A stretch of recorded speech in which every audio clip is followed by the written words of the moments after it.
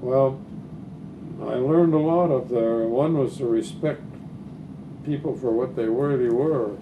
Don't take the superficial or the, you know, the slight to excite a little excitement. That didn't excite you anymore. You got up there. Too many good fighters, I guess. I told you about my dad also. He used to get in a fight with this one man. Uh-huh. At 17 years old, I went looking for this one man. And God, when he stood up, because I told him, I said, you know, you've upset my mother.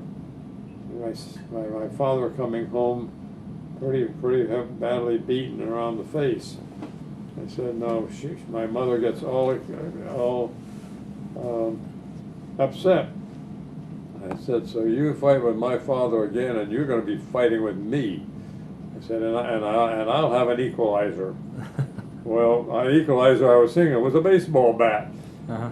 Well, hell, when that man stood up, my heart sank, because, brother, I knew who was going to eat that bat.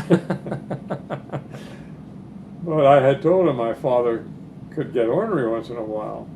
He'd been drinking especially, but that he couldn't fight.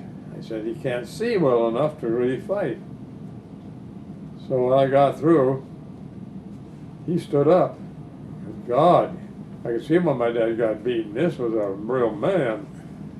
He looked me up and down, and he said, he stuck out his hand and said, son, I won't fight with your dad again. And we shook hands. And I told you before, I walked out of there on watery knees. But Wow. I'd have tried, but he was more of a man than I was. I was more of a boy than a man at that time. And Dean Allen, God, that guy it still makes me laugh every time I call him up. Should call him up right now. Uh-huh. He's the last one to call me. And normally I'm the one because it doesn't cost me anymore. I don't know if he doesn't have that kind of a deal up there or not, but I do. And I keep it with 2 sister-in-laws, 6 daughters, and my wife's mother.